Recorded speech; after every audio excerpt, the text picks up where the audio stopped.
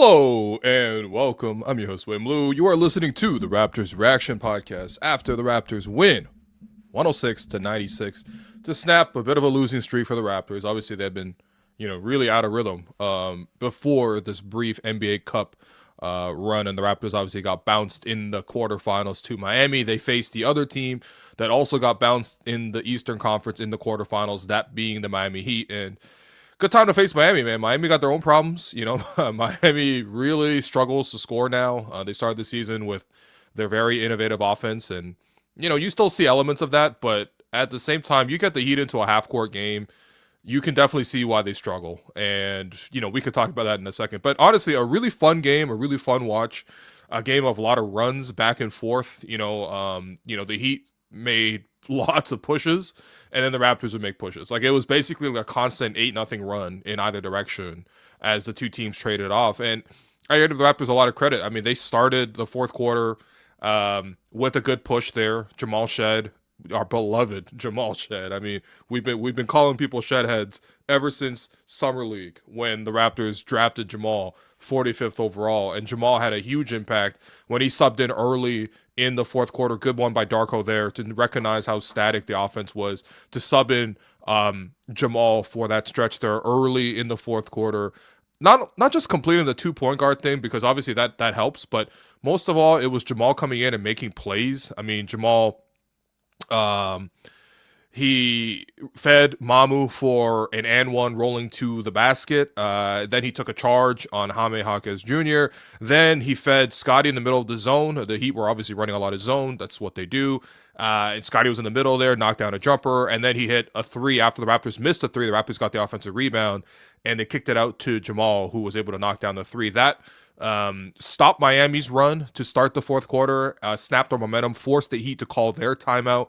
And it felt like the Heat really didn't have many timeouts towards the end of the game, but that single-handedly boosted an 8-0 run there, and Jamal was absolutely massive in that stretch. Of course, the Raptors still had to execute down the stretch, and there was some good, there was some bad. The good was that the Raptors were able to really play some great defense down the stretch. I thought that Scottie Barnes was at the heart of that with a steal off what looked like a baseline inbound, but he was able to intercept the pass. Really, the Raptors should have got a fast break score on that end, but it was a 3-on-1 fast break. Brandon was leading the break, but he dumped it off to Jamal, who tried to go in for a layup, but he got blocked. Honestly, a really nice recovery by Andrew Wiggins, but yeah, if you had to take that play back, maybe Brandon finished that himself, or he looks to dish it off to IQ. I mean, it's a 3-on-1 fast break. The guy leading it shouldn't be the one finishing it, at least not without a give-and-go sequence. But in any case, Jamal got blocked there. Might be the only mistake he made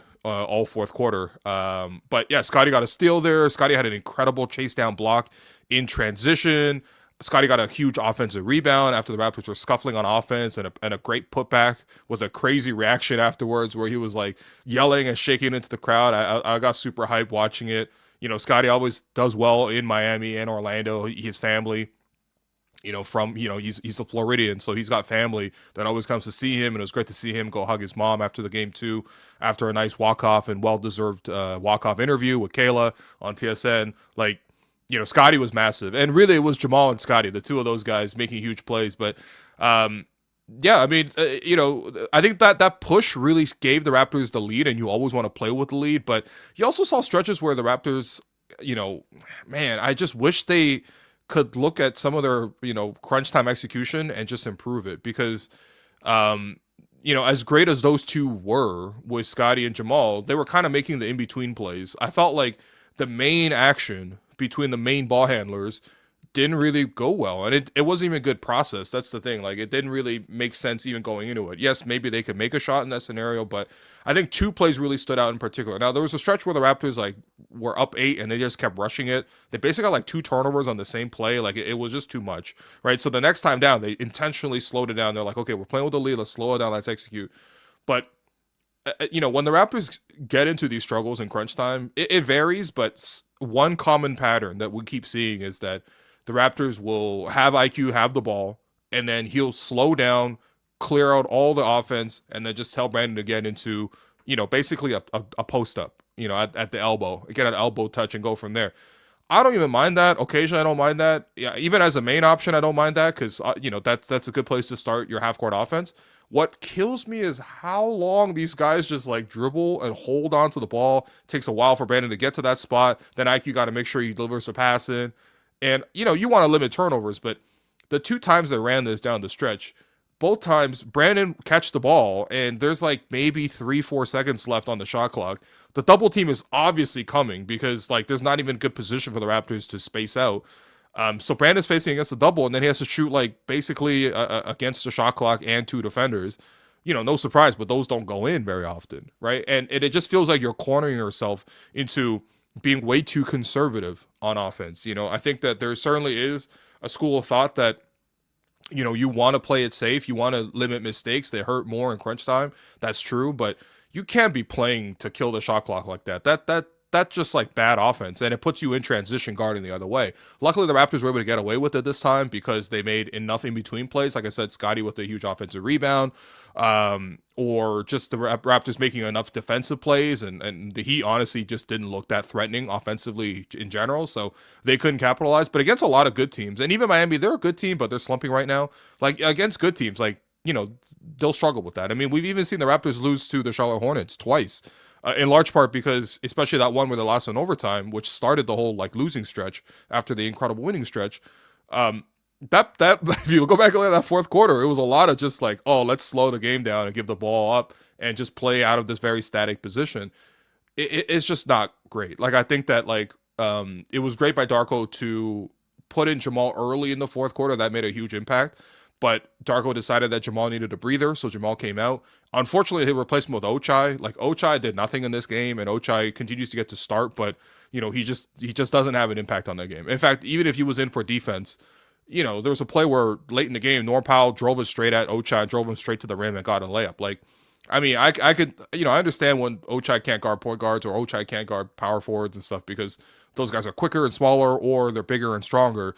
Norm is literally like size. Like they're the same size, him and Norm. And just giving up a straight line drive layup as a stopper is just completely unacceptable.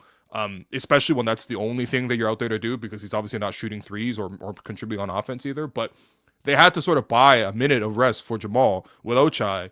And Darko, again, recognized, yeah, man, I can't even buy a minute. Oh, Jamal, get out there. I don't care. Like, I don't care if you're tired. Go out there and get in the game. And to his credit, Jamal did a great job down the stretch there, too. Caused a couple of deflections. Just in general, I thought that, like, the main thing for the Raptors was they should have tried as much as possible to play away from Davion Mitchell. Davion is an incredible defender. We saw that firsthand here in Toronto. And, he was certainly very impactful. Jamal tried him once, couldn't score on him. Quickly tried him a couple times, couldn't score on him. Brandon couldn't score on him. Like, the best thing to do was just to avoid him. And I think one of the benefits of that 2-point guard lineup is, when they had Davion guarding the ball and the main initiator for Toronto, they did a great job of stymieing the Raptors offense. Like, again, the Raptors only scored 106 tonight. It wasn't exactly like a fantastic game offensively from them. But, when Davion was the one guarding the ball, the Raptors couldn't get into their offense. They couldn't really touch the paint, and they just weren't executing well. But when they had 2-point guard lineup, Davion would be on quickly. Well, then they would just run it through Jamal, and Jamal would have relative freedom, with guarding by whoever, like Norm or I don't even know who, Drew Smith. You know what I mean? Like other guys on the Heat that aren't nearly as good defensively. I felt like that's one of the benefits of the 2-point guard thing is you have basically one of your point guards freed up to play offense away from the key stoppers on the other end. But yeah, I think that was the main thing in the fourth quarter. I think also a good sub by Darko to take Jacoby Walter out the game and put in Colin Murray-Boyles. Not only was CMB having a really nice game, and CMB was one of the unsung heroes, didn't make a lot of impact in the fourth quarter, but the first 3 quarters, I thought he was awesome. I mean, he had a huge block on Bam where, Bam got the step on him, looked like he blew by him, and Bam was going up for a 2-handed dunk, going in strong. And CMB literally, like, came from just slightly behind him and just, like, erased the ball out of his hands. Like, so strong. So many times where CMB, there was contact with him in midair. And in the case of Nikola Jovic, well, dude, that was a scary impact. Hopefully Jovic is okay. He left the game early in the first quarter after colliding with CMB midair. CMB did absolutely nothing wrong, but it was just a really unfortunate and scary fall for Jovic. He left the game, did not return. His arm was in I don't even know, basically like a splint. I don't know. It could be honestly like a broken arm. Like it was that bad of a fall. He couldn't break him. He couldn't break it. But just in general though, CMB, I thought just the strength in which he was able to impact plays, with his steals, with his physicality, with his intuition. I just thought he played like damn near a perfect game, and I was happy to see him get into the fourth quarter. But really, it wasn't even for that. I think it was just Jacoby was getting hunted on 2 straight possessions by Jaime Jaquez, who just posted him up and simply went up for a little jump hook over the top of him. I mean, Jaime Jaquez, he's ever since he was like that 28-year-old rookie coming into the league, like Jorge Garbajosa, like he's always had that sort of post-up game, which is rare for a guard, but Jacoby just didn't have the strength to match that, and it kind of almost felt similar to what Miles Bridges did to IQ in the Hornets games in a couple of matchups ago, where guys would just literally break the whole offense and just post up a small guy. But Darko this time was like, you know what, called quick timeout. Let's get CMB in the game, and basically that put an end to that. We didn't really see much of Jaime Jaquez afterwards. But in the first 3 quarters of the game, again, it was mostly runs kind of going back and forth. The guy kept keeping the Raptors in it for the most part was Brandon Ingram. I mean, Brandon Ingram didn't really have a huge impact in the fourth quarter, and I mentioned some of the issues with how they ran their offense in the fourth to, basically force feed him in a way that didn't feel productive to him or the entire team. But over the balance of the game, I mean, Brandon Ingram's buckets, bro. Like, it's just fun watching this guy. I mean, especially when he gets the 3 to drop. I mean, there was that stretch there where Brandon, the 3 was like really dry for him, and he couldn't really get that to fall. And, in terms of the 3 levels of scoring that we talk about, at the rim, in the mid range, at the 3, like the 3 is the weakest part of that for Brandon. Certainly he can shoot it, but, he's not the strongest 3-point shooter. But man, when he got that 3-point shot to fall, I mean, he got a lot of scoring off of it. And not only did he make 5 threes, but he also drew a 3-point foul off of that as well. He made all 5 of his foul shots. I mean, Brandon getting to the mid-range, him getting to the rim, not as much today, but I just thought like he just did an amazing job of, bailing out the Raptors, but also just like finishing possessions, looking confident from 3. The thing is like, the ultimate ask with Brandon is always to sort of be aggressive with the 3 ball, because it's just kind of like a hack basically for any good shooter to not only get up points but become more efficient. And Brandon, I mean, efficiency is not even a thing I worry about too much with him, because I think he has incredible touch and he's able to convert so many chances. It's really just about like when and where is he shooting, what I mean? And that's not a big thing in terms of like, the bigger thing is, and the most important thing is, whether you have the touch to score and the range to score, and he clearly has that, and the skill to get the shot off. But it's the moments where he gets bumped on the way to the basket and loses the ball. He that's probably his most common type of turnover.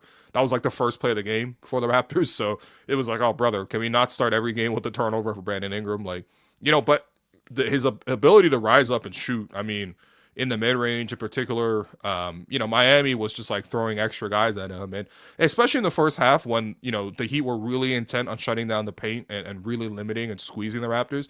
Raptors just got wide open 3s all over the place. And credit to Brandon, because he was the one making them, because I actually just like literally opened an extra tab just to count how many wide open shots were missed in the first quarter from 3. Like Mamu missed 3, Jamal Shead missed a 3, Ochai missed a corner 3, IQ missed a corner 3, and then I counted 3 times where Ochai turned down wide open 3s to then dribble and do nothing and reset. Like, so many record scratch moments. But like, I think that was a sign of the Raptors were actually generating good offense. It's just guys weren't able to step in and convert some of those. It wasn't until Grady was stepped into the game and he knocked down a corner 3, which was great. Jamal then got going, he knocked down 2.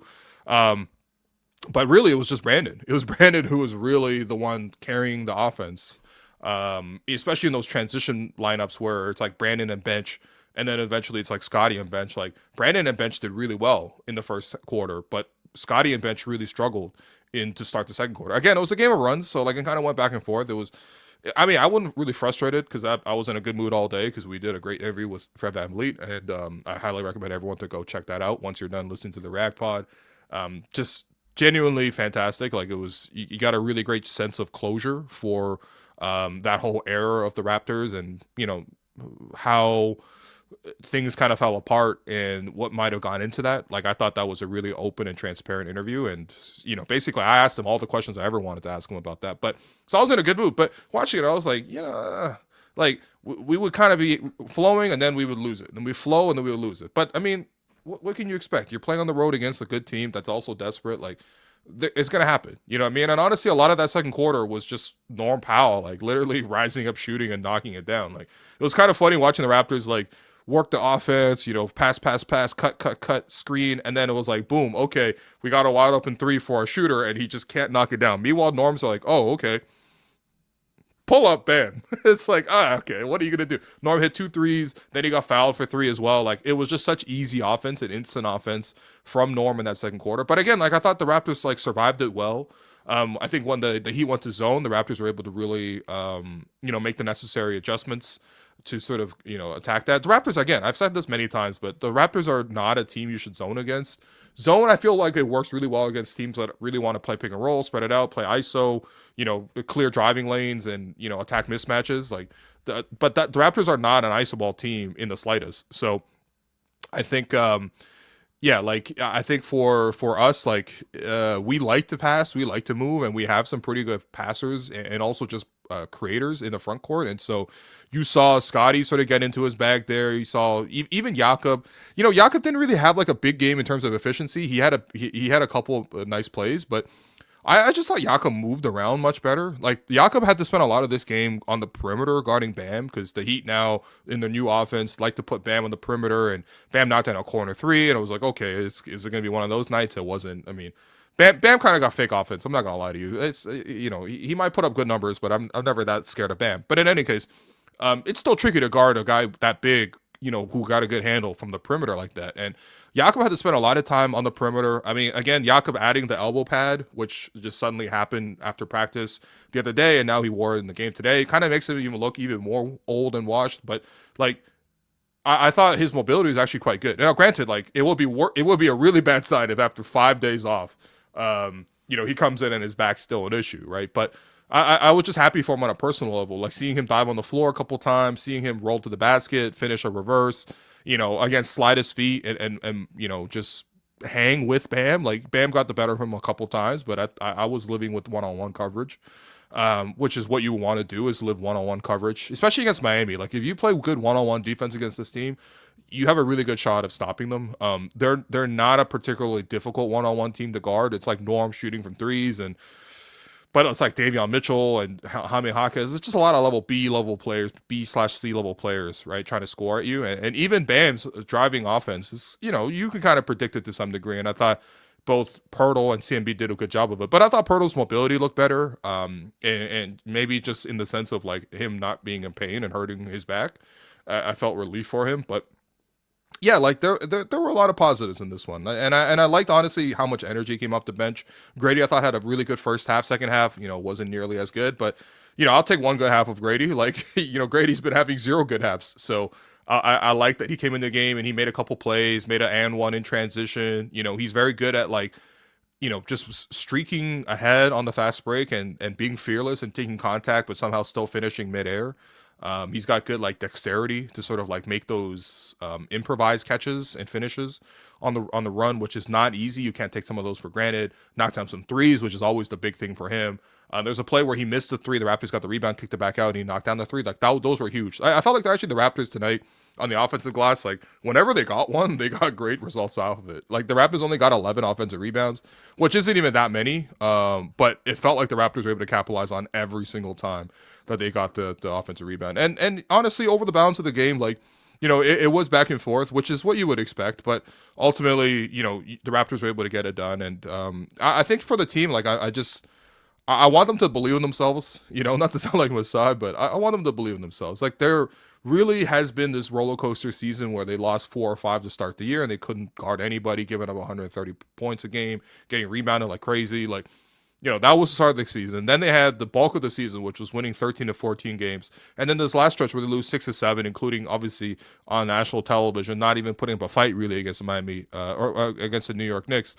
So, it was fair to question, like, what is this team really? You know what I mean? And I think realistically, the Raptors are kind of who we thought they were, in the sense that, like, they're a little bit ahead of schedule, but ultimately they're a team that's definitely improved from last year and the year before that. They're not a 25-win team. They're not a 30-win team. Like, when healthy, this should be like a slightly above 500 team, which is already a good improvement. Just, year over year, we can't ask for the superstar jump right away from this team. But at the same time, like, we're seeing, like, this inconsistency from them. Like when they play to their standard, they can win. And I thought tonight, outside of like that really stagnant a couple of sets there where IQ and Brandon just held the ball on, for the whole possession, which was very frustrating. And really antithetical to like what the Raptors are about. Like outside of that, I thought they hung in the game. The team played well as a group. Again, I'm happy that the bench all made positive contributions. I don't need everybody off the bench to be like excellent, but CMB was excellent. I thought tonight. Jamal was excellent. Sandra was good. Grady was good for a half, and then Jacoby wasn't really there. So I could live with that as compared to like the other games where the whole entire bench was like a minus. You know what I mean? And so. And then, the starting lineup, Ochai gave them nothing because, you don't really expect him to. He's literally filler. IQ somehow actually had 15 points on 6 of 12 shooting, but it felt like he was really underwhelming in this game. Had a couple of big turnovers, and he was probably the one starter that I was pretty upset with in terms of the execution, especially at the end of the third quarter where he had a turnover driving to the basket and then gave up a step-back three to Davion Mitchell. Like, that was a really bad way to end otherwise a pretty strong third quarter, but like Scottie played well. Scottie had a quiet first half, but then came on strong and ultimately did Scottie things, played amazing defense, connected the plays, made some great passes. I mean, Scottie's passing in this one. Like, he had one where he was driving towards like the baseline, was falling out of bounds with two guys dripped all over him, turned around midair. You got to be so strong to do this, by the way, but like in crazy core strength and even like upper body strength to do this, but drives full speed downhill, then turns around against two defenders and throws a two-handed pass out to Jamal, who's able to knock down the three. Massive play. And then another play where, and I think Ochai, he might have smoked the three or he might have made it. He did make a three, so maybe this was the three he made, but Scottie attacked the paint and the defense sucked in from the corner, and in one like very smooth move, Scottie was able to wrap the ball around his back and fired it right into the shooting pocket of Ochai Agbaji, who's able to knock it down. Like, some really clever plays. And, of course, the huge defense at the end, the big putback and one at the end. Like, I just thought, like, the team played the way the Raptors should play. Like, we got back to playing Raptors basketball. And, I see the excitement in the chat here. A lot of people hanging out. And, I mean, like, it did feel like for a second there that the Raptors season was, like, really starting to fall apart.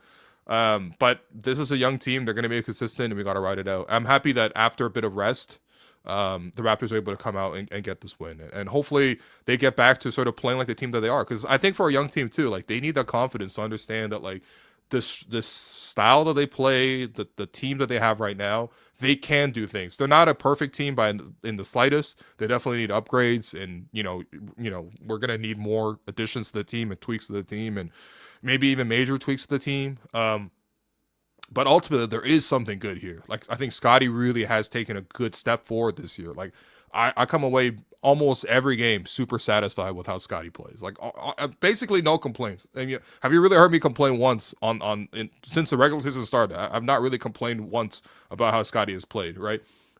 Brandon comes in, brings a totally different skill set the Raptors don't have. The shot making, 3-level scoring is beautiful stuff, And then the second unit, like, we're just looking for young guys to take a step forward. And I think Jamal's done that. Jamal continues to close games. Jamal's such a big impact on this team. Like, not just tonight with the 10 assists off the bench. By the way, Jamal was a plus 27. Like, in a game that was only 10-point game. And honestly, a lot of the fourth quarter was like 1-2 possessions. Like, Jamal being a plus 27 is absurd and very accurate. I mean, I hope he got the chain tonight. Like there is something good here, and we can always use the excuses like, okay, they got tired, they got figured out, they got no RJ, Jakob's got a bad back, whatever. But, like, man, every team got some version of that. You know what I mean? Every team's dealing with, like, X, Y, and Z. Like, it's about how you sort of push through that and get it done, and a lot of that is buying into your own principles. And I'm happy from that reason why the Raptors were able to get this win. So we're gonna take a quick break. We're gonna hear from our sponsor, and when we come back, we're gonna take your questions in the chat. Stay tuned.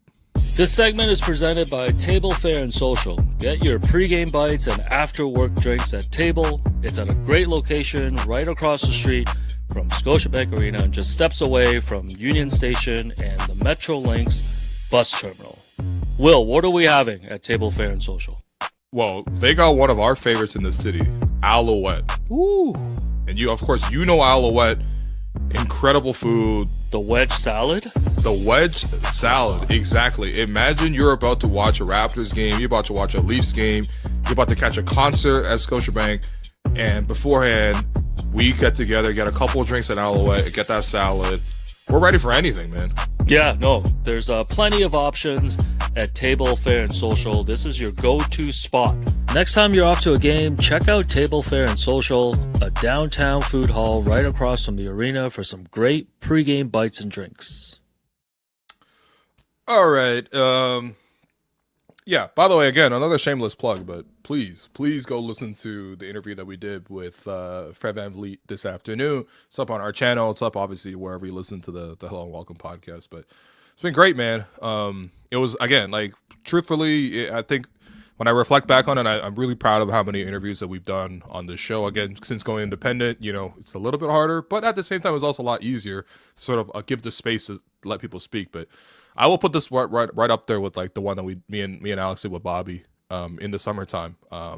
This was really good, and I think it really got a lot of closure for me when I reflected back on the interview and listening back to it as well after the recording. Like, I just felt a great sense of closure for that era. Fred really symbolized that era in many ways. He was around for pretty much all of it, and he was, if there was anybody that was going to speak to why that 2023 team didn't work and the issues with the contracts and the issues with the players and even just how players sort of like deal with things behind the scenes and the business of it, like, who else would you want other than the NBPA president literally to speak on it? And he was very, very, he was very open. He was very, reflective. And look, man, we were asking him some tough questions. Like, yo, did you have locker room issues? Yeah. At one point he brought up like, maybe they should have traded for KD. Like it was a really good one, and you should go back and listen to it. Of course, it was great to hear, what he's done in Houston, how he got to Houston, even the interpersonal relationships between him and Bobby and Masai, and,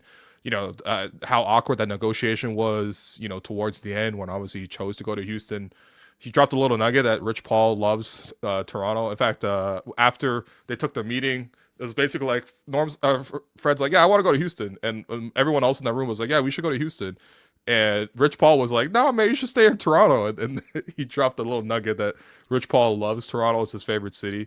And he even joked that he's always going to keep a guy up here, which, that's, Brandon Ingram's up here. And before that, Corey Joseph was up here. So, anyway, I just thought it was a cute little detail. Run with it what you will, because Anthony Davis is a clutch client. But you know what? That's fine. Don't even look that far. Just it's cool that the biggest agent in the world, basically, at least in the basketball world, likes Toronto as a preferred partner. I think that's actually a pretty nice thing to learn about. But anyway, that's a different interview. For now, let's take your questions. And our intern Karem has been going through and collecting the questions in the chat. So let's go through those. First one, Scottie's so tough. He locked in the second half. What a monster. And Ingram buckets are back. Yeah, I mean, that's kind of like the slogan of this game, really, if you're about to boil it down to like, a couple sentences here. Like, yeah, Scottie was awesome, man. And I think like, I think Scottie, you could sort of quibble with it because you're like, how come he always sort of finishes in like that, like between 17 and 25 points? Like, why can't he score more? And to be fair, like, yes, there are times you will wish he would take over. But outside of the first quarter, I thought, actually outside of that first half, actually, because I thought he was a little passive with that second unit too. But, he's never going to be the guy you just clear out and give him the ball. I mean, even when he's playing out there with like guys who are bench guys, basically, and you're expecting him to carry it, like, he's still gonna try to play quote unquote the right way. I mean, sometimes the wrong way is the better way to play, and it doesn't make sense, but sometimes you do have to force it. Scottie's not that stubborn of a scorer, but man, I think when he's stubborn and he's using his physicality and he's not only pairing his smarts, but also with his ability to sort of just, again, like he's like massive. If you've seen Scottie Barnes in real life, like you notice just how much of a man child he is at times. Like, you have the ability to sort of change the game. And you saw him rebounding the ball. You saw him blocking shots. Like, he played like the biggest guy in the court. Like, even Bam. Like, Bam obviously is an incredible athlete. I mean, Team USA, gold medalist, Mr. Asia Wilson, everything, right? But, like, Scottie was out there being a bigger bully than anyone else on the court. And that's what I like to see on a consistent basis. In the second half, Scottie took over. He was really just like muscling his way inside. I thought the third quarter he had a pair of like back-to-back drives to the rim. Like, those were good. And Scottie buckets are all kind of like a little bit ugly, but I don't care about that, man. I mean, my favorite Raptor of all time, everyone's favorite Raptor of all time, Kyle Lowry. 90% of Kyle's buckets were ugly. You know what I mean? Like, I just give me the bucket. You know what I mean? And I thought Scottie played a really good game in this one. Yeah, this one from Donkey 16. Nice to see the shot drop for Grady. I'll be very happy if he can go 2 of 5 from 3 every game. You know what? Honestly, it's so hard for these second unit guys to come in and show some sort of consistency. And I think for Grady, you know, he gets attacked defensively at times. Although I thought, you know, he gave it back a little bit defensively as well. But yeah, I thought it was just good to see him be aggressive. I mean, he is mostly finishing assisted plays, and so it feels even worse when after someone does the hard work of breaking down the defense and the Raptors pass, and now it's Grady open, and he's like, okay, shoot the ball, and he misses it, and it's like a record scratch. Like, those are the ones you wish you would knock down all the time. But again, like, it's simply, I don't know, like, I don't know. Very few players do that every single time when they get the open shot. You know what I mean? And I think for Grady, like, it's important for him to just like keep being aggressive with the shot, keep hunting for it, and yeah, I mean, even today, I thought he was in a good rhythm. He was in a good flow. You know, you notice he's confident. He even took a step back 3 at one point. Like, I think those are all pretty good stuff. So, by the way, actually, I can share a couple of these things with you guys because I've been meaning to not post these, but I've been basically taking these on behalf of the program here. So the Raptors, the last couple of times I got out of practice, I was there both days this weekend. But sometimes they'll show basically the data for their shooting board. You know, they have like basically every jumper in there is tracked by the player, by sort of like what type of shots they're making. They give feedback. But it was interesting the last couple of times I was in there, and I was able to snap these shots. First one, I don't know if you can see this, but this is just a Noah board for how many threes the Raptors have taken in practice in the last 30 days. And Jamison Battle is actually the top of this list with 1,334. Garrett Temple next with 1,266. Ochai Agbaji, Jacoby Walter, Jamal Shead, right? So these are just who has literally taken the most shots in the practice facility. This is from a different day. And again, you really have to zoom in to see this, so this is my bad. Maybe I'll post like a zoomed in version. Hold on. This is not particularly helpful for the YouTube audience. I do think this is kind of interesting, like little nerd data. But then again, if you're listening to this show, like you're probably, you know, nerding out a little bit. So hope you're able to indulge this with me. But yeah, this is the accuracy board. There we go. For the last 7 days. This is from like a couple, maybe from last week. But I did notice like it was kind of interesting. Like first off, they didn't even give Chucky Hepburn a picture yet. Come on, let's get Chucky Hepburn a picture. But Sandro's at the top of the board with 71%. Then Jamison Battle 70. RJ Barrett 69. This is, by the way, while RJ's been out with injuries. So it's good to know that he's still putting up shots and he's still knocking them down. Also, I didn't really know RJ was making 70% of his warm-up shots. Chucky Hepburn at 69, and then Grady Dick at 68 as well. Looks like the little headband beneath him, that's probably Jamal Shead after that. But like these guys are working on it, and like I don't know, I think it's obviously like the most important thing isn't what you do in the OVO facility with the Noah board. Like it's the most important thing is what you do in the game when you step in. But like between this graphic, which really shows who's been putting in the work behind the scenes of like getting the most shots up, and I'm happy to see guys like Walter and Shed on here because they deserve it. And Ochai needs to snap out of a funk so badly. He's been getting up a ton of shots. Garrett Temple obviously being the consummate pro. You know, you want to see him leading this stuff. Like that's why you pay him to be a good vet. You're showing him the good example of what young guys should be working towards. And then Battle being not only top in terms of most attempts in the last 30 days, but also second in percentage. Just like heuristically makes sense. Like, you know what I mean? Like when you see him, you definitely trust him to sort of make the shot. But in any case, yeah, these guys are working on it, and I'm happy to see Grady knock down some shots too. Again, if he goes 2 of 5 most games, people aren't going to complain, right? So did people like this? I don't know. Do people like this kind of reporting where I go in and snap little photos in practice? This is not secret, by the way. Like it's on the board. It's fair game. You know what I mean? But hopefully this added a little bit of color to sort of what they've been doing in practice. They all have been doing is practicing, right? So, you know, there you go. Jacoby struggled big time today, but when Grady, Mamu, and Shed play well, it's okay. Yeah, I mean, that's kind of like most benches, right? I mean, not everybody on the bench is going to come in and like consistently dominate. That's what starters are for, you know what I mean? And And even starters sometimes like they only play well like 80% of the time rather than 100% of the time. But I think for the second unit, like yeah, like you ideally you need at least 3 guys to step up off the bench every game. That way you can have like a productive 8-man rotation.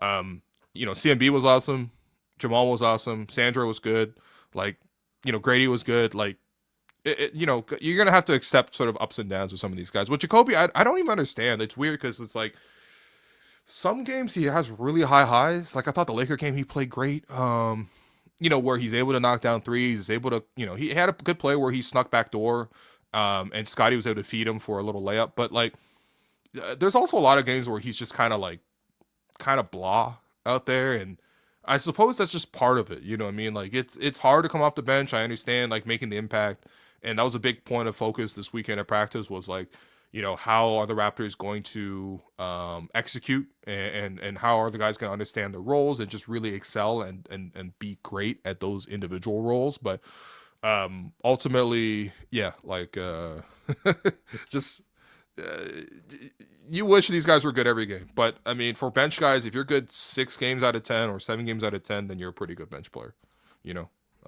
Not totally scientific like the Nowhere board, but I take that from the team. Ochai did a good job on Norm. Made it tough on him. Also nice to see him hit a 3. Seems to be getting his confidence back. I mean, it'd be great if Ochai got back to the level he was at last year. Not just for the Raptors, but even just for trade asset purposes. But I think for himself personally, like I try to look at it from the perspective of the player. Like last year, he got a great chance to play a lot of injuries, obviously to IQ, RJ. So he got to start. I mean, how many games did Ochai start last year? It got to be like at least half the season he was starting the games. Right, let me just quickly look it up. Ochai Agbaji, last year he started 45 of 64 games, right? Which you're playing 27 minutes a game. You're playing with better players. You're getting more opportunities to leak out more wide open corner threes, like just more chances, period. This year he comes in, he's like kind of like bench player, but like 9th man basically. Then he slides, out the rotation for a while. Now he's back in. You notice that like his 3-point shot was really like inconsistent. And that was disappointing because last year he showed a good consistency from the corners, which again are the easiest shots, but still like the fact that he's gone through 20 games this season and he won 2 of 21 prior to tonight, where he goes 1 for 2 is like kind of crazy. 2 for 21 on the season is like Landry Fields with the elbow nerve damage level of like, whoa, what's going on? But like, yeah, if you can get back to that level, like it does help things a lot. Like, people were right to say that he's like a pretty good 3-and-D guy that he showed last year. And, whether that he does that here in Toronto or even elsewhere, like for himself, like he's got to play to the level where this is a contract here for him coming off the rookie, scale contract. He's already been traded. Technically twice actually. He got drafted by Cleveland, got moved to Utah before he even played a game for them. And then obviously got moved to Toronto. Like, he's got to showcase his value, and I think that like there is a valuable player there. We saw that last year, and I hope for him that he's able to reach that level, and also for the team too, because like they could definitely use more productive players. So. Oh, someone said I was at the game sitting next to Scottie's family. Yo, that's cool. You got any stories for us? Like, what was? I mean, first off, it's pretty nice to get some courtside tickets, but yeah, man. Let us know. Let us know how the experience was, Richard. We'll have our intern Karem look out for your answers. Yeah. Someone said Yak was pretty bad. Unfortunately, lots of turnovers and losing rebounds. We desperately need a Gafford or another big to compete, and RJ return. I don't know. I disagree with that. I actually thought Yak was fine. Like it wasn't a standout game, but like I thought he was fine.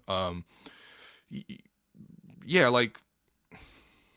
The turnovers, yeah, I agree. Like 4 turnovers is a lot for Jakob, for a guy who doesn't have the ball that much. But again, I think the main thing was he needed to stop Bam, and keep that as a one-on-one matchup as much as possible. I'll live with Bam.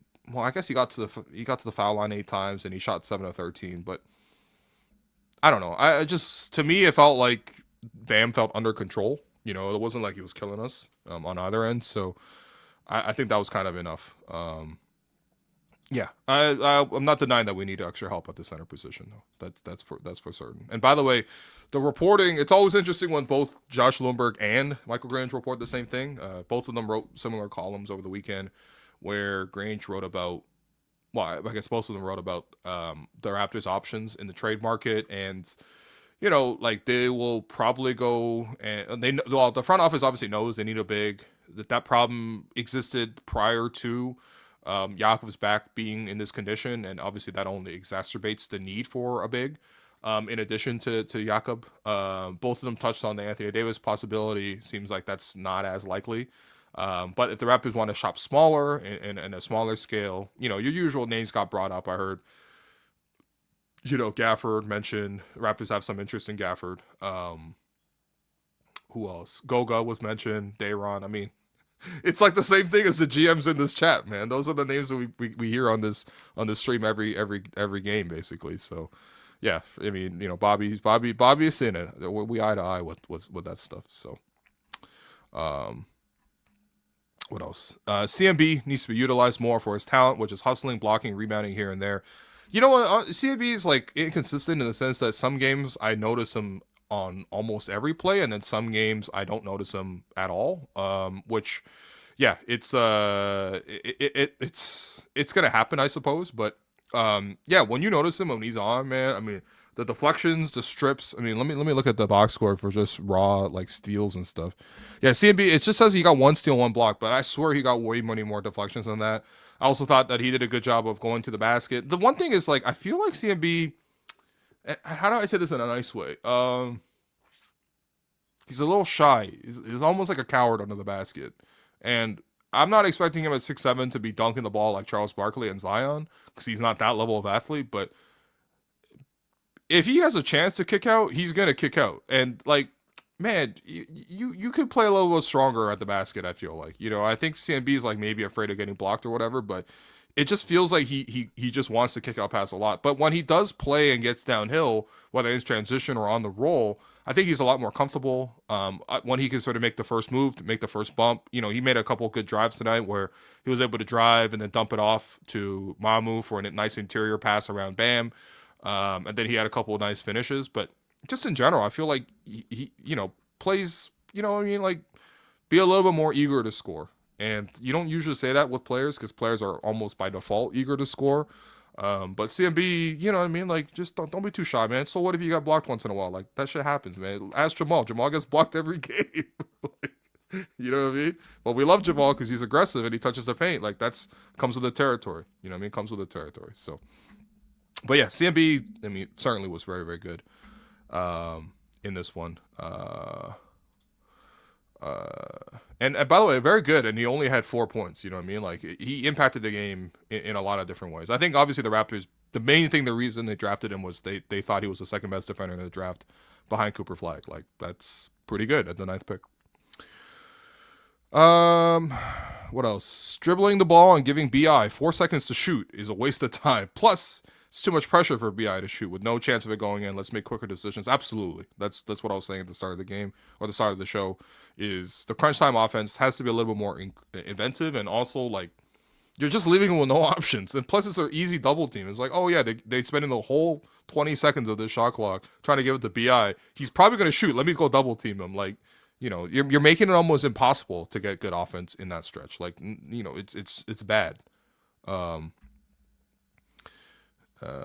Bam is like Scottie with worse defense, playmaking, and scoring. He's an elite player, but the Raptors handle him well. Scottie and Bam do have some similarities. I would say Scottie has more of an ability to score because he's more of a wing and he has, he's a little bit more comfortable in the perimeter. But Bam's also a great player, like you know what I mean. So I don't really see this as slander in any way. I think there really are just some legitimate similarities between the two players. We also have the other side. BI won this game when he slowed down the game when Scottie and IQ jacked those unnecessary threes towards the end. Yeah, IQ was kind of going for the knockout blow. I kind of saw it. Like I really felt that urge from him to sort of like get in there and get the threes to drop. Those weren't bad threes. Like I don't think they rushed them too much. He just couldn't knock them down. But yeah, I think there also is kind of like a time and place for some of it because it's one thing to work the whole clock and then get a quick three and get a good look at a three and miss it. Like you kind of live with that. Your rebounders are in possession. You made the defense guard the whole play. Like that's all good. Sometimes that little rush three, especially when the game is already like in your favor and you just need to sort of like manage the game. Those feel like you know what I mean. It's like in a baseball sense, it's like swinging on a 3-1 count or like swinging on a 2-1 count. You know what I mean? Like it's probably not a bad time to sort of go for the home run. You hit the home run, the game's over. But you can also take the safer play and keep the chains moving and you know, to draw a walk basically. It's honestly, it really is like swinging on 3-1 or even 3-0, you know. And IQ a little bit like kind of those like 40 home run hitters that you know will strike out 200 times a season. Like he's going for them. He's not shy.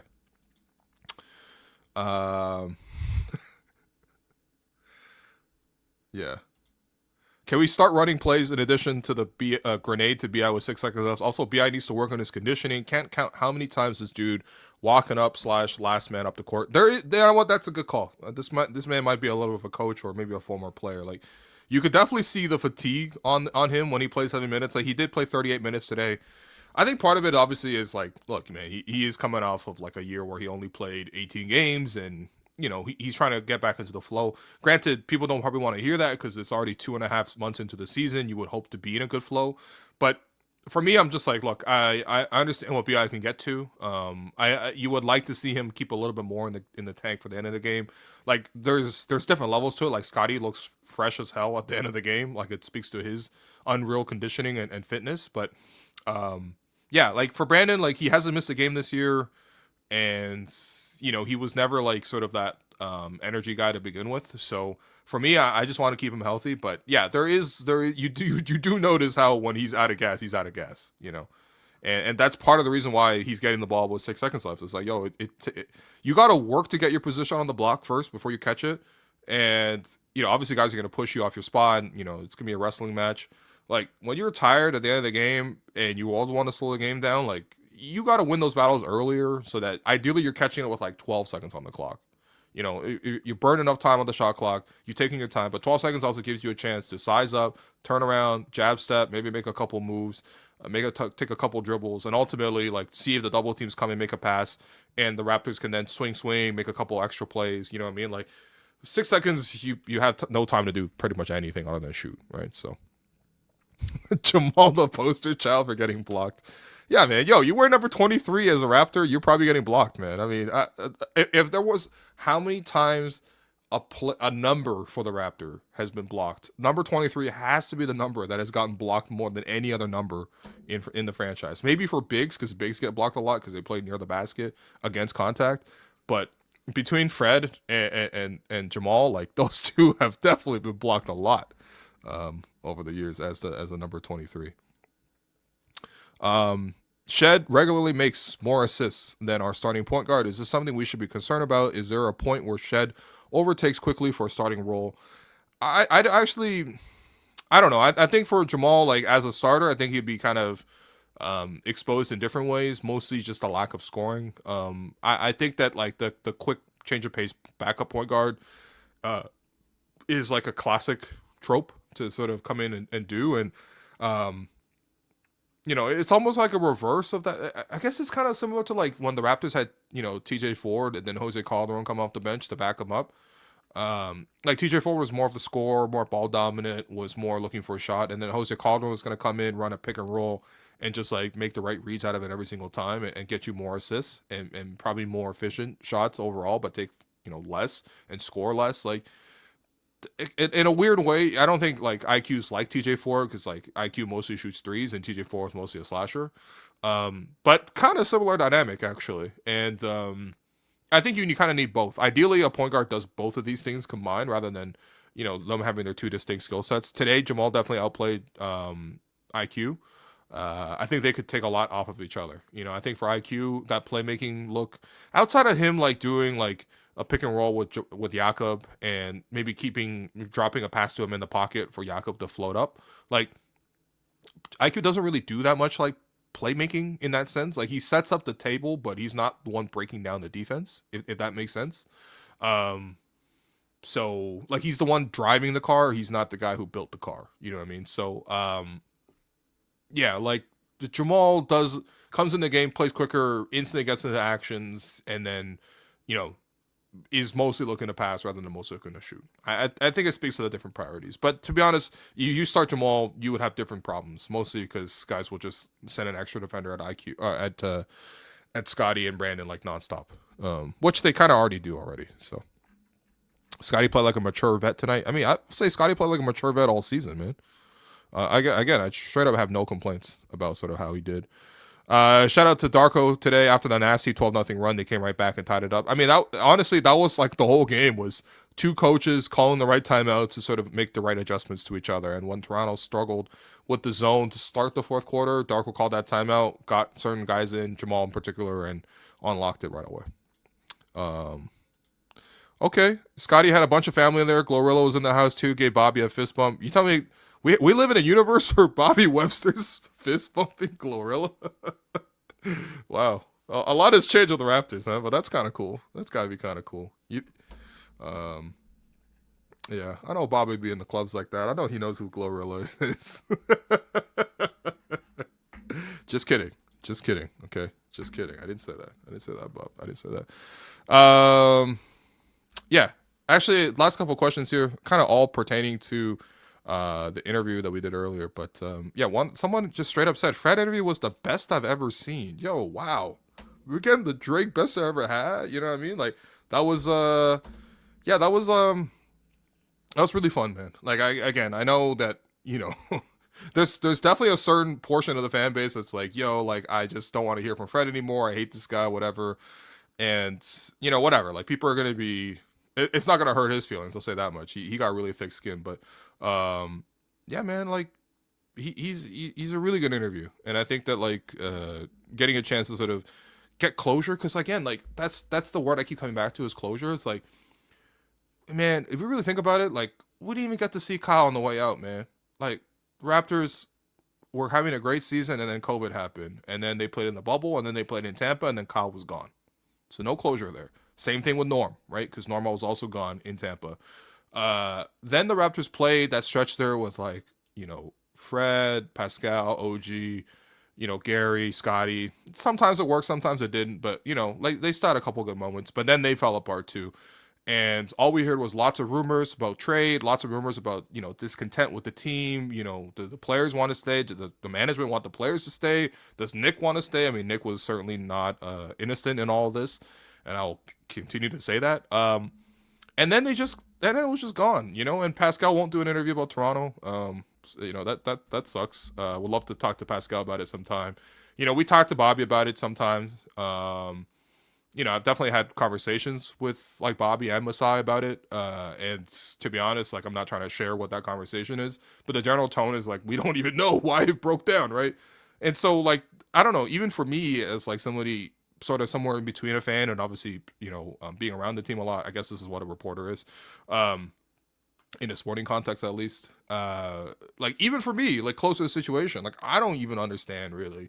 And it wasn't really until today where I got a bit of that closure. And I think it's good that, I mean, Nick's obviously not going to come back and talk about it. I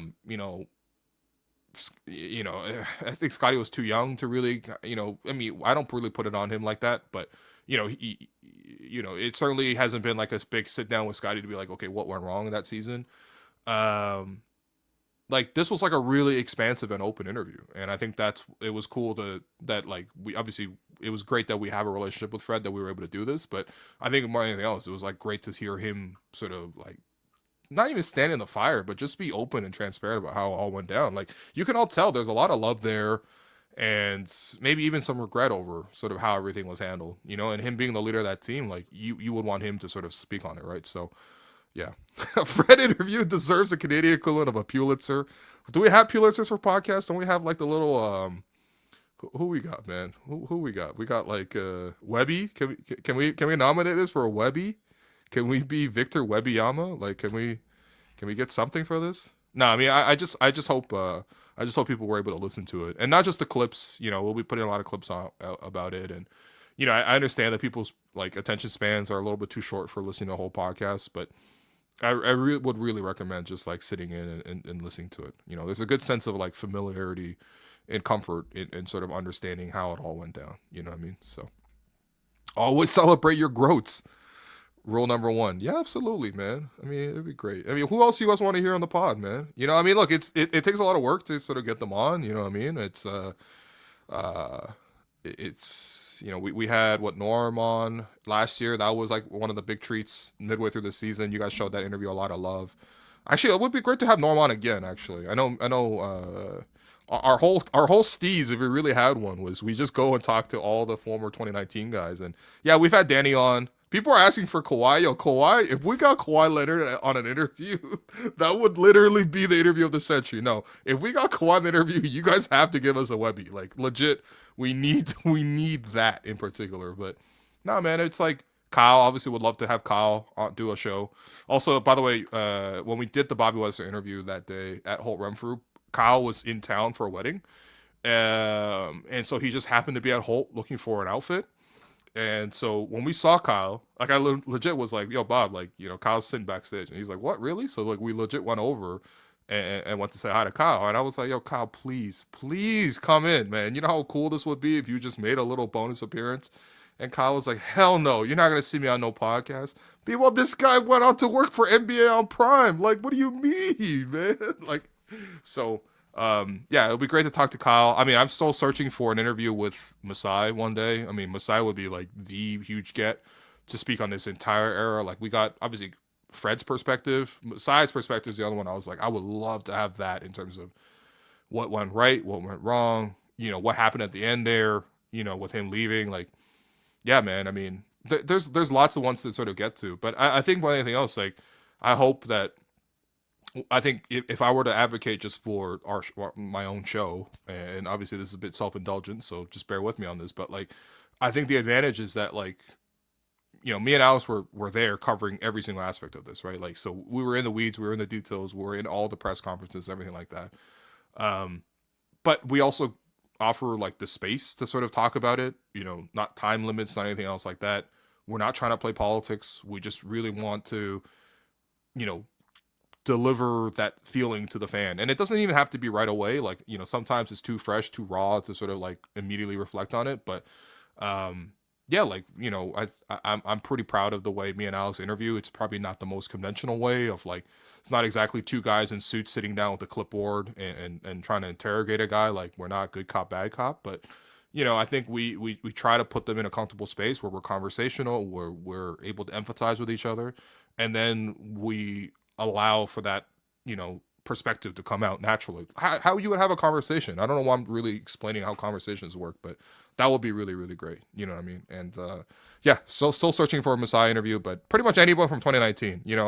Man, Eric Moreland, come on the podcast. Jeremy Lin, come on the pod. You know what I mean? Like, happy to have any of you guys come on. You know what I mean? So Jeremy Lin would be great, actually. Yeah, I mean, I know Alex got Jeremy's number, bro. It's one text away, man. You just got to scroll past Jeremy Jung. You know what I mean? No mainlander. Let's get the boy from Palo Alto instead. So, oh, Jamal got the chain. Yeah, well deserved, man. Jamal got the chain.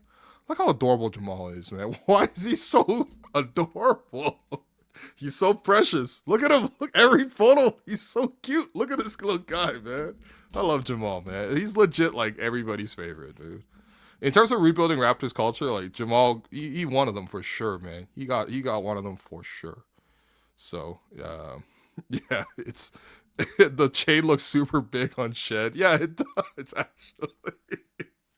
Yo, you never really know, man. This guy's, but look at him. He's just so adorable. Happy for Jamal. Actually, you know what? This didn't get as much love, and rightfully so. It's literally a scrum, but relevant to this particular team, we actually got a chance to talk to Sandro on the scrum on the weekend, and we posted that as well on our channel. But I wasn't expecting Sandro to be like. I guess I don't know Sandro as well because this is the first time he's played on the Raptors, and we ran into each other in summer league and stuff like that. Usual late night at the Aria, but I guess I didn't really spend enough time around him to understand. Like, he's like a really open book as well. Spoke really glowingly. I thought he was very vulnerable.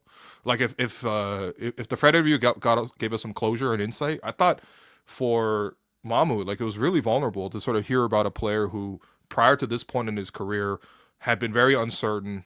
Like, that was the 4 years was uncertain. He spoke about a lack of trust. It's difficult to trust in terms of when his next opportunity is going to come from. I mean, second round pick at the 54th pick, you're just not. The odds are so long against you, man. Like that's unless your name's Bronny, like what I mean. It's pretty hard to stick that late in the draft, and on two ways got traded during that stretch too. Like Mamu, he even said he like considered going to Europe, man. It's like he actually called Monaco, AS Monaco, and just being like, yo, like maybe I gotta come overseas and play there instead, because obviously he's good, but a lot of players don't make it.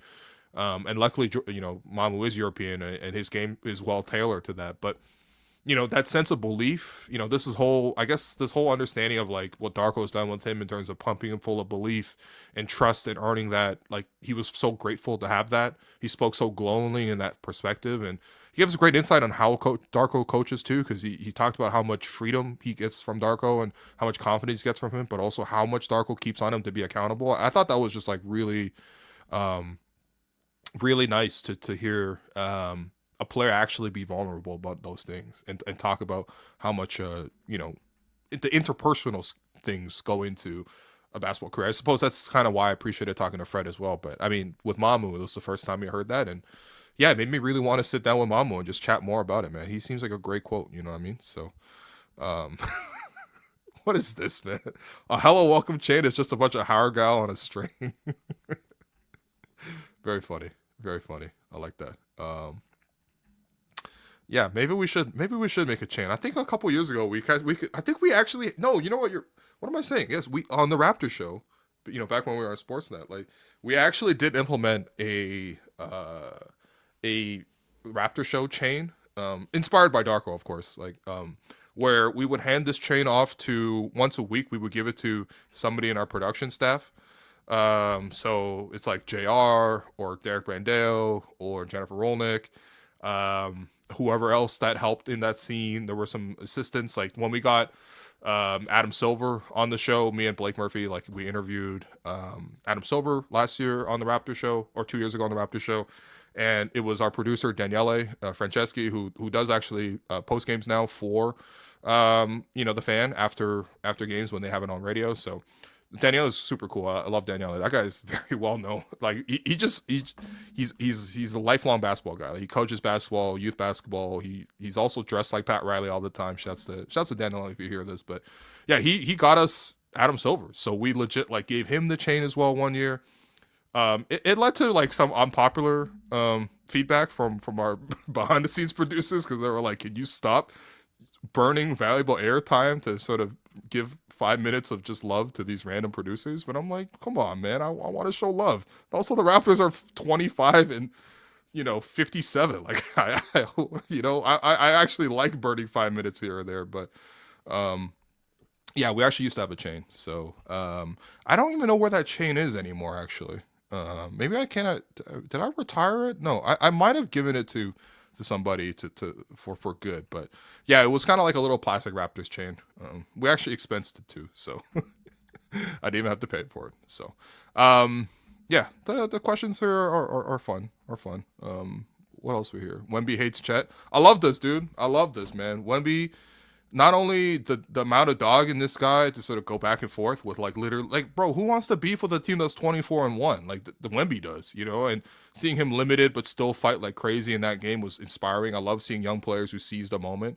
Like I honestly think the quicker young players get over the hump of like, I'm gonna look bad, to like, I just want to compete above all else, that like when you reach that clarity and that level of like determination, the quicker you do that, the better your career is going to be. And that's maybe not even just for players. I think it's like, I hate when young people are like trying to be too cool. Like, trust me, I was one of those young people too, and I hated myself for it. Like, don't be too cool, man. Like, there are things worth like going all out for. And like, obviously basketball is definitely one of them at this level, but seeing Wemby go like that was great. Seeing him go back and forth with Chet.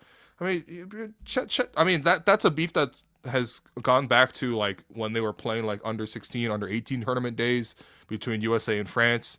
I believe like Chet got like an MVP over Wemby one year, even though like it was basically just because Chet's been on better teams, like whether it's Team USA or now OKC. Like, Chet's a good player too. Like, don't get me wrong, like certainly a very good player, but Wemby is, what I mean, it's different levels of this,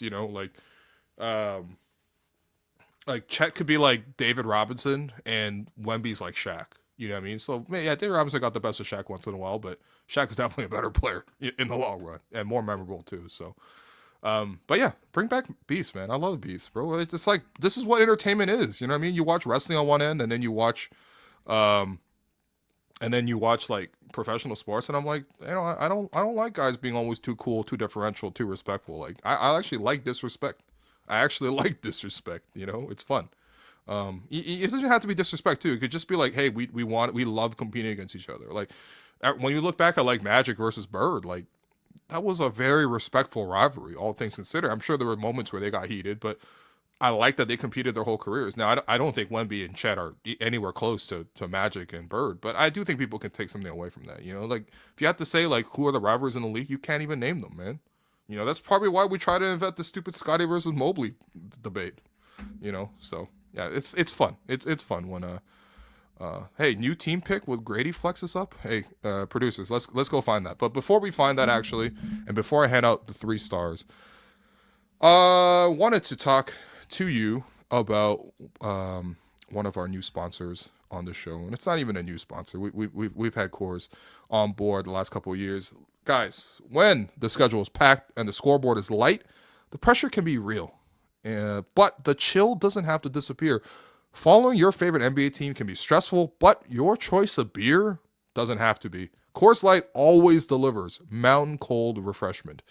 When I'm watching the Raptors, things can get a little intense. You know, I mean, you look at this game, for example, it's a game of runs the whole time, especially given how close the standings are in the NBA this season, and that's why having Coors Light mountain cold refreshment is the chill choice. Coors Light is cold lagered, cold filtered, and cold packaged for a smoother finish. So when the game heats up, why not make the chill choice by grabbing a crisp, refreshing Coors Light? Find Coors Light near you and visit CoorsLightShop.ca. Must be legal drinking age. Celebrate responsibly. Okay, guys, let's hand out our 3 stars from tonight's performance. And then we'll show you the little picture at the end and wrap this thing up. First star. Oh, man. Can I give Jamal the first star? Is just my Jamal bias or whatever? Like, oh man, you know what? It's my show. I don't care, man. Yeah, Jamal Shead, welcome to the first star, buddy. Raptors do not win this game without Jamal Shead. Jamal was a huge impact in this one. Also thought it was really cool seeing him go against Davion. Davion was like a big vet for him last year. Taught him a lot of things, like how to flop around a moving screen, basically exaggerate moving screens. You know, he's actually talked about sort of learning a little bit of that from him, but I mean, it's not just the 10 assists or the 8 points or, you know, the production of fourth quarter. This brother was a plus 27. Come on, man. No one else was even close to this in the entire game. So big shouts to Jamal Shead, who got the chain, and he also got the first star from me here. Second star, I'm going to give that to, I'm going to give it to Brandon Ingram. Mostly because the scoring in the bulk of the game was really important.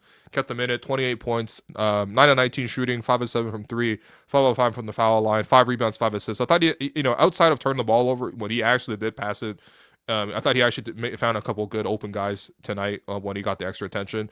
And then your third star, very close second star really, is Scottie Barnes. 17 points, 10 rebounds, 6 assists, 2 steals, 3 blocks, 5 stocks back on the menu. 8 of 16 shooting from the field, you know, got the walk-off interview, got the huge baskets down the stretch, the block, the steal. Really could have made a case for the first or second star, but, I mean, who cares? These are arbitrary stars. But, yeah, those are your 3 most important Raptors on the game. I don't even think it's really particularly close as to who the 3 best Raptors were today. Jamal, Brandon, Scottie Barnes, put them in whatever order you like. Your Gerald Henderson Award winner for who randomly torched the Raps. He got like a whole team of Gerald Hendersons, but if I had to just pick one, I'd probably go with Davion Mitchell. I know this is kind of what he's done all season, you know, off night ever since he's gone to Miami last year in the trade deadline. Like, you know, he's found a home there. I'm really happy for him. He was certainly one of the most competitive and like, I don't know, like, I just remember when Davion came back to Toronto after the trade deadline, like he was there like 3 hours before the game and he just sat there with a ball in his arms, sitting courtside, talking to reporters, talking to former Raptors, and just like staring intently and watching every single player warm up. Like, and then he went on to win the game too, which is, you know, the most important part. But like, this guy is just like a junkie, like a basketball junkie. And like, he cares, he fights hard, he competes, he scraps. He's limited, especially offensively, but you know, I think Miami's system has really allowed him to sort of like give you like a pretty impactful 12 points, which is what he kind of does anyway. And that's what he did here tonight. But Yeah, Davion's just tough as hell. It's really hard to guard, like, a score on him ever, really. Like, I genuinely don't think anyone scored on Davion at all today.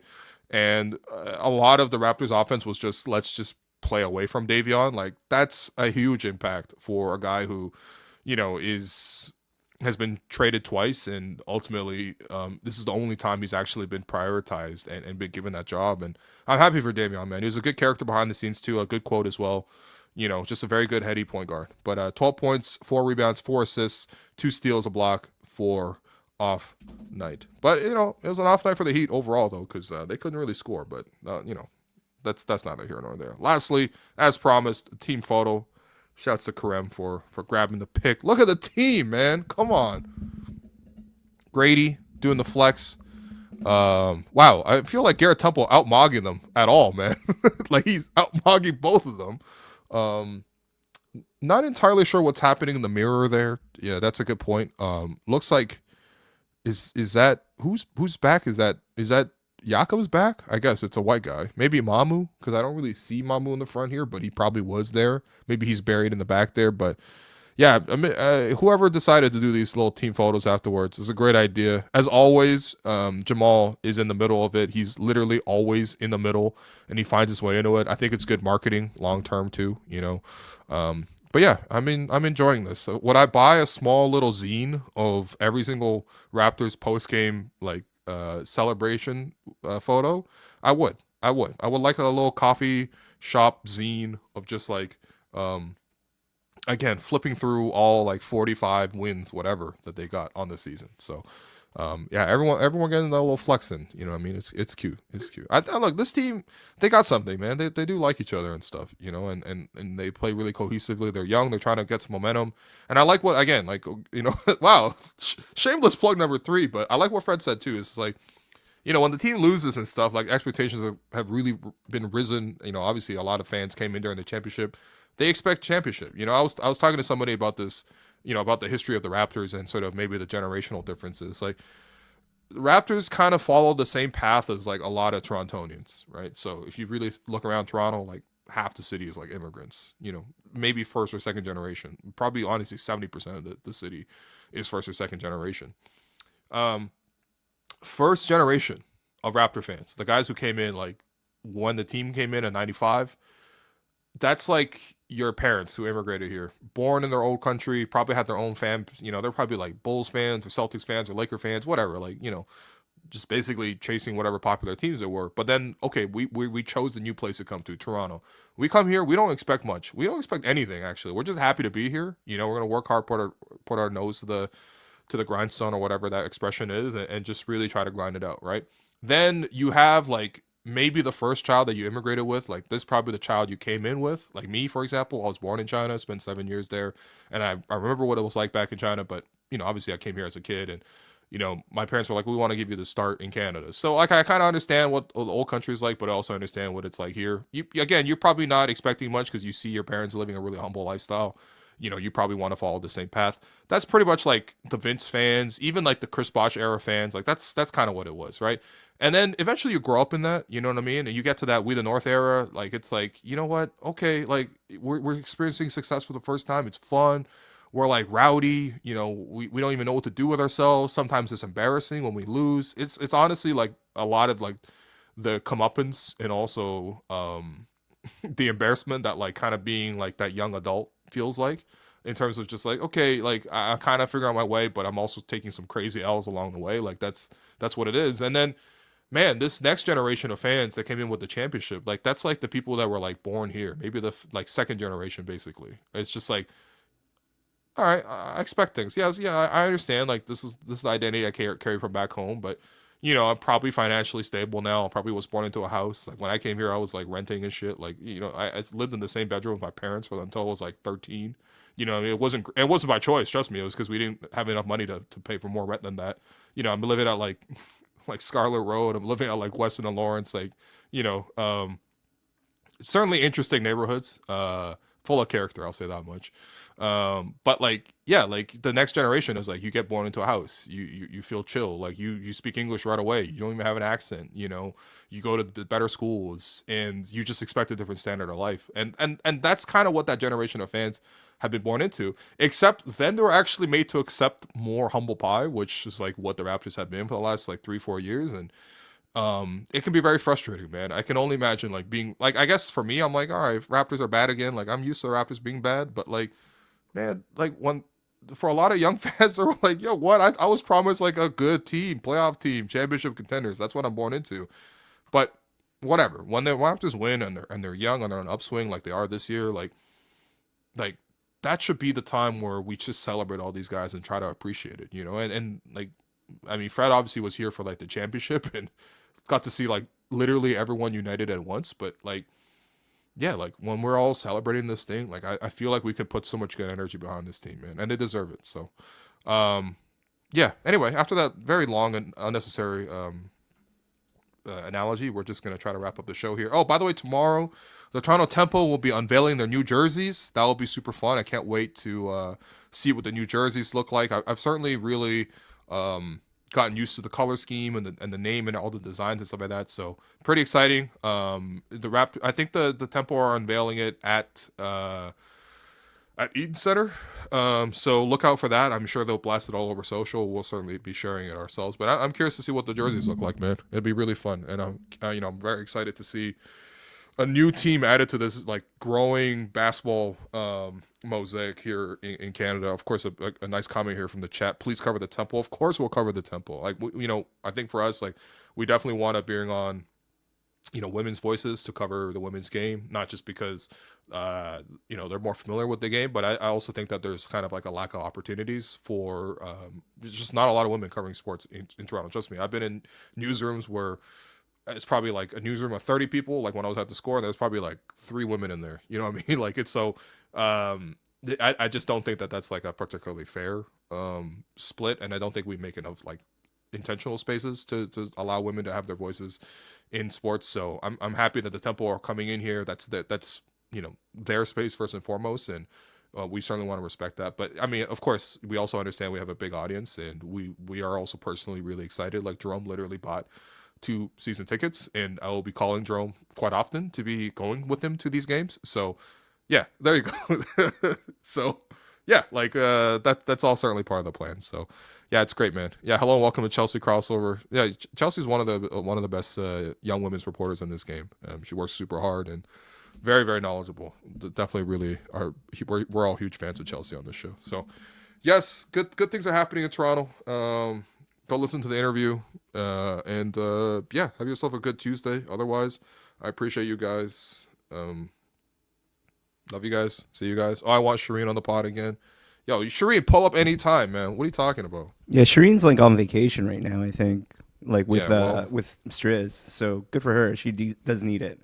But yeah, follow Shireen, follow Chelsea, follow Katie Heindel, follow how many others? Savannah, Ashley. Of course, Savannah, Ashley Docking, Lindsay Dunn, fellow member of Nation Network. There's so many people to follow and follow along with this stuff. There you go. Do you think Strizzy gives Serene intros? I sometimes, just because I know them now, I'll like write intros for Strizzy. I'll just keep on like saying jokes to Striz directly or through like Shireen. Like if she'll just tell me something about that just going on like with her married life with him, I'll just like write a response in a Strizzy like intro. Yeah. Her temper goes from 0 to 100 swiftly. Exactly. You don't do the dishes. Yeah. You're gonna get death wishes. It's my spouse. No, that would be crazy. Yeah, exactly. Just kidding. Shireen will never do that. Shireen's one of the most lovely people we ever know. So Shireen's the best. Yeah. I forgot why Lindsay wasn't on the pod. You guys know why, man. Come on. You guys know why, okay? But she's allowed on the pod now until it's actually amazing how many people you have on the pod, considering how many people are not allowed on the pod. Yeah, it's tough. It's actually really impressive. Yeah. Yeah. I thought I left China to escape the firewall, man. Here I'm finding more stricter firewalls than ever. Yeah. So Good news, Will. I'm working on my like 5th or 6th clip from the Freddie pod. Oh, great. We're just gonna put out the whole pod in like 15-second segments. Fred just got like quotes on quotes on quotes. Fred got quotables, man. You guys want to hear all? I mean, you'll hear all the stories. Yeah. The great behind the scenes is like we were going through like questions, and obviously whenever you're like sending a player questions, like they have to run through and everything, and then we thought we were gonna get pushback, and it's like, nah, Fred wants to talk. So here we are. Here we are, you know. Yeah. Oh, actually, one last shameless shout out, but shout out to Lululemon, sending, hooking the crew up with some gear. You know what I mean? This is. I still got to get it from Alex. I got to see the guy. Yeah. Yeah. So I'm currently nice in my Canada on the old back. athletic hoodie. Oh no! Oh, you're in the Air Kareen B side. Yeah. It's usually plaid, and if he's cold, he'll wear this. Does he wear that hoodie? It's everyone so from the Athletic. Dude, everyone from the Athletic will let you know they work at the Athletic. Okay? Yeah, I got a mug somewhere in the back here. If you want me to find that too, I got that also. What is it? A black mug with a? You want to see it? Here, let me get a type font A or something. Okay, I'm gonna have to This is gonna be difficult. Yeah, 1 sec. Don't show everybody your whole house, please. Fair enough. Is Karina allowed on the pod? She's Raptors PR. She's Raptors PR now. She has to listen to the pod as part of her job. Yeah, hi Karina. If you made it this far in the pod, how you doing? You got a shout out. Yeah. Karina would obviously be allowed on this pod, but she is now working for the team. Yeah, there you go. She sold out, man. Yeah, that's where I started. All right. It's okay. All right. This pod's gone long enough. I appreciate you guys for listening. A nice win. Raptors play again on Thursday, so there's a couple more off days in between. Let's start a new win streak, guys. W's in the chat for Will. He's been talking all day on this thing. So I've been talking all day. Shout out this guy. He's been all Raptors all day. That's my life.